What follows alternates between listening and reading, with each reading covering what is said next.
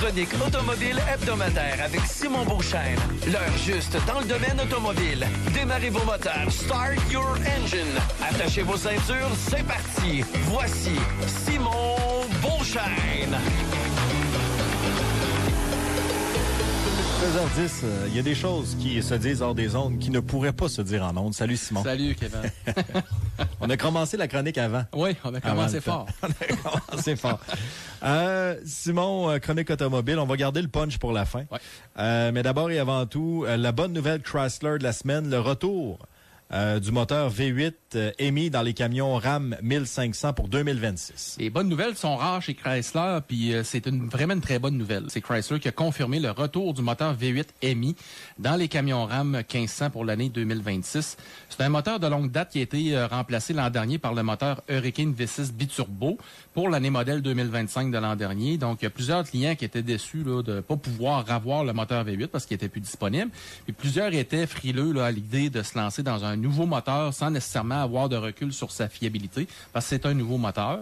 Donc, chez Stellantis, on admet que d'avoir retiré le moteur émis, c'était une erreur. Donc, dès cet été, avis aux intéressés, ceux qui voudraient se commander un Ram 1500 avec le bon vieux moteur V8 5.7 litres, ça va être possible. Et ce moteur-là aura une capacité de remorquage qui est légèrement modifiée et la capacité sera jusqu'à 11 470 livres. Et on projette que le moteur émis devrait représenter pour Stellantis des ventes allant jusqu'à 40% des années modèles 2026. Intéressant. Sinon, il y a Jeep Cherokee qui sera de retour à la fin de l'année. Très bonne nouvelle, encore une fois, c'est officiel. Le Jeep Cherokee va faire son retour pour l'année modèle 2025 à la fin de l'année 2025. Donc, il a été abandonné en 2023, puis il avait laissé là un trou géant dans la gamme Jeep parce que le segment des VUS compacts représente à lui seul un marché important de plus de 15% de part de marché. Donc, le nouveau Cherokee 2026 revient avec un nouveau look, un modèle qui est complètement redessiné, qui est plus moderne, plus luxueux, avec un plus gros empattement cette fois-ci. J'ai vu les photos, Kevin, ça me fait penser à un mini Grand Cherokee, donc un petit Grand Cherokee. Il va avoir une place dans un format plus grand que le Compass et il va être plus petit que le Grand Cherokee aussi. Il va être plus grand, il va être considéré maintenant comme un VUS intermédiaire. On l'attend avec un moteur à essence de série et on aura une version aussi hybride non rechargeable en option.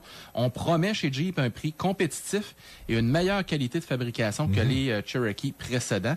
Et le modèle 2026 va entrer en production dans la deuxième moitié de 2025. Sinon, deux actualités automobiles. Je te pose la question. C'est quoi la différence entre un hybride conventionnel et un hybride rechargeable? Je me fais souvent poser la question chez les concessionnaires. Et c'est simple. Faut pas rendre ça plus compliqué que ça en a l'air. Je vous explique. Un hybride conventionnel, ça fonctionne avec un moteur à essence qui est aidé par un petit moteur électrique. Donc, dans le fond, le système se recharge tout seul quand tu freines ou bien quand tu ralentis. Tu n'as absolument rien à brancher. Tu mets du gaz et puis tu t'en vas. La différence, c'est essentiellement la grosseur de la batterie. Donc, un HEV, un hybride conventionnel, c'est le moteur à essence qui propulse le véhicule, mais qui agit aussi comme une génératrice. Donc, lui, il envoie aussi du courant à la batterie. Donc, la batterie, elle, alimente un moteur électrique qui vient en renfort, donc en tandem au moteur à essence pour sauver de l'essence. Tout se fait tout seul. Et puis, par contre, un hybride rechargeable, la différence essentielle, c'est qu'il y a une batterie plus grosse. Donc, tu peux la brancher, cette batterie-là, sur une borne de recharge ou à la maison. C'est pareil comme une auto électrique. Donc, vu que la batterie est plus grosse, c'est que tu peux rouler pendant 30 ou 60 km exclusivement avec la batterie, selon le modèle. Et c'est pareil comme un véhicule 100% électrique. Et quand la batterie est vide, ça tombe comme un modèle hybride normal. Donc, tu bascules comme un véhicule à essence là, et tu tombes en mode hybride. Donc, si jamais tu fais des petits trajets tous les jours, c'est parfait. Dans le cas d'un PHEV, tu vas rouler pratiquement tout le temps en mode électrique. Mais l'avantage, c'est, par exemple, si tu as besoin d'aller à Québec ou bien Montréal, tu n'as pas besoin de courir les bornes de recharge. Tu mets du gaz et puis tu y vas. Ouais. Mais, Simon, oui. L'hybride non rechargeable, oui. Est-ce que c'est le même principe qu'autrefois, on parlait du fameux moteur roue? Non. Pas du tout, pas du tout. C'est complètement... Moteur roue, ça moteur roue, c'était essentiellement seulement qu'électrique, en fait. Ah oui. Oui, non, je sais ce que tu veux dire. Mais oui, effectivement, il tombe comme sur la compression, puis il va aller recharger, en fait, avec la force de freinage, la batterie aussi. Et le moteur aussi va envoyer du courant à la batterie. Mais la batterie, elle a moins de capacité qu'un hybride rechargeable.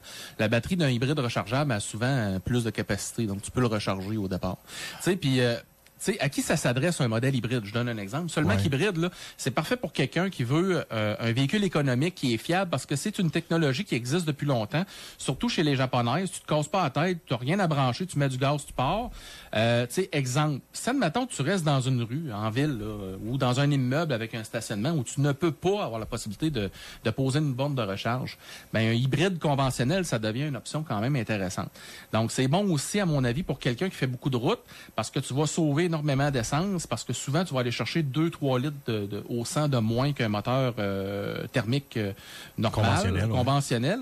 Et puis, tu sais, je te le garantis pour en avoir fait l'expérience, tu sais, t'as pas le goût de t'arrêter 2-3 fois là, quand tu montes, par exemple, à la Sarre, pour aller te brancher. Puis, de toute façon, si tu avais un hybride rechargeable, dans le cas d'une personne qui roule beaucoup, quand tu vas être rendu à la pocatière, tu as épuisé pratiquement toute ta grosse batterie. Fait qu'en réalité, le coût à l'achat d'un hybride conventionnel est moins cher qu'un PHEV. Donc, c'est à considérer pour quelqu'un qui fait beaucoup de route. À l'inverse, si majoritairement vos trajets sont en ville, c'est mieux un hybride rechargeable. Je donne par exemple, pour pas le nommer, notre chum Renault, il y a une Chrysler Pacifica hybride rechargeable. Il met un seul plein d'essence par mois et demi. Ça, c'est aux 6 semaines. Fait que ça a vraiment de l'allure. Et comme il aime beaucoup aller au zoo, alors, à ce moment-là, il part, puis il met de l'essence, puis il peut y aller. Pas de problème. Alors, plusieurs personnes que je connais aussi qui ont accès à une borne au travail. Donc, par exemple, il y en a qui se promènent du Témis à Rivière-du-Loup, puis qui se branchent chez eux ou qui se branchent au Témis.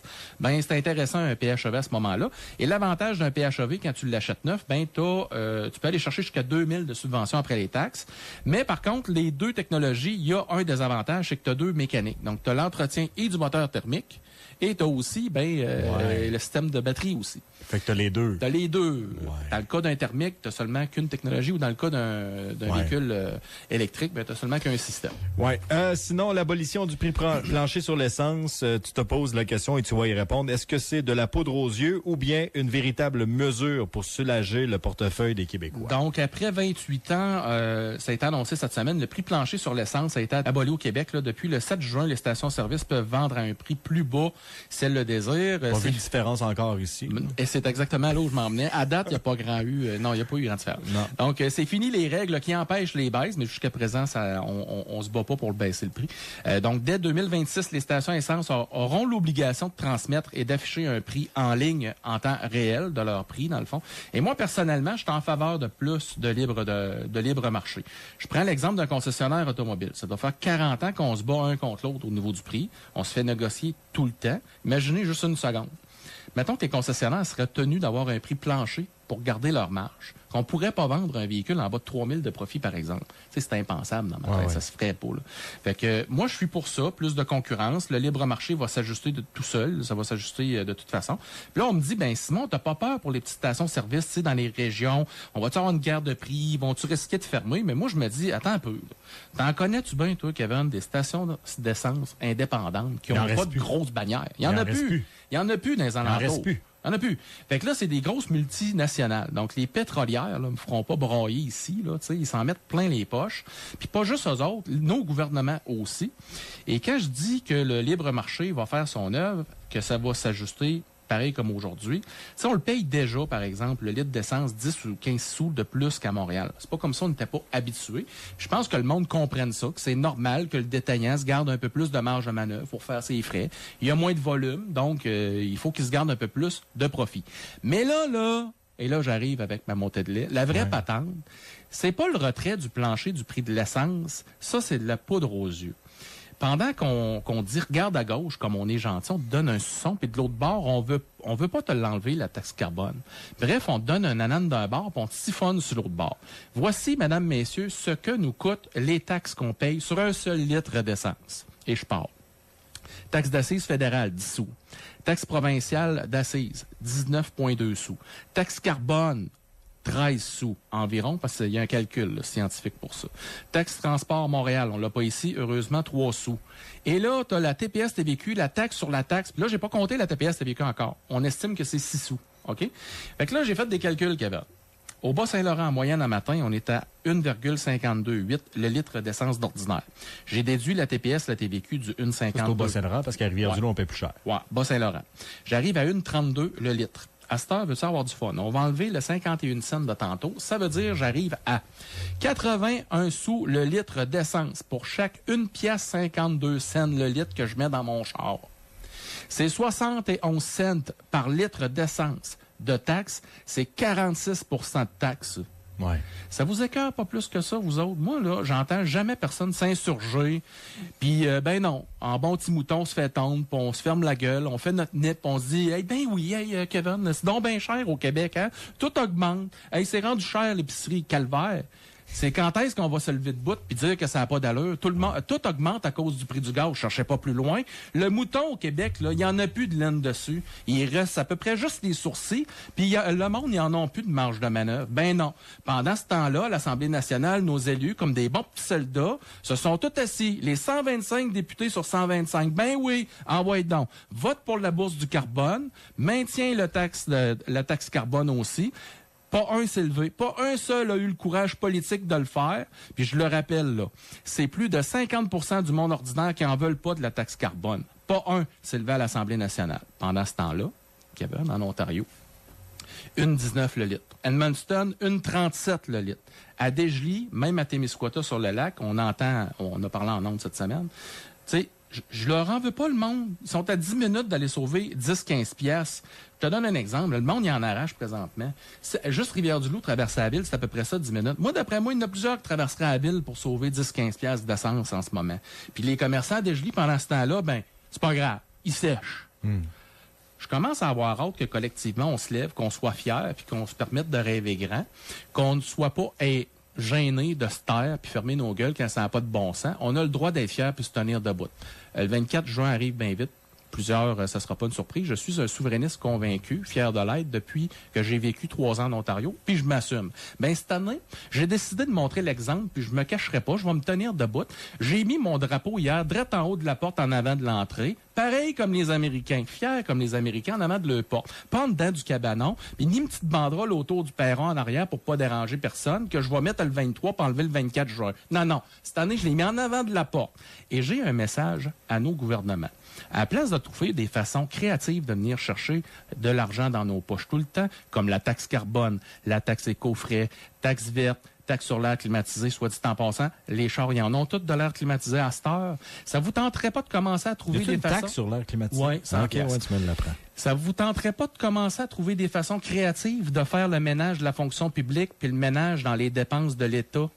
On a juste à mentionner Nordvolt, Lyon, Saclic, toutes des puits sans fond. Il y a de l'abus partout à coup de subventions, de copinage et de capitalisme de connivence. Pour votre information, le monde est à bout de souffle. Il est grand temps qu'on commence à se tenir debout. Maintenant, la pensée de la semaine. Ben oui, on y arrivait. On y arrivait.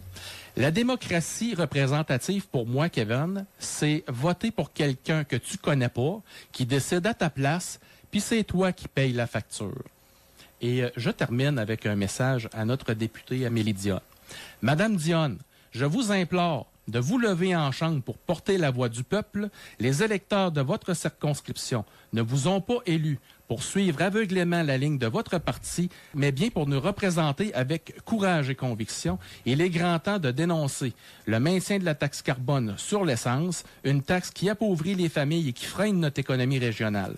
Ce n'est pas votre ligne de parti qui vous a élu, ce sont les citoyens de votre circonscription.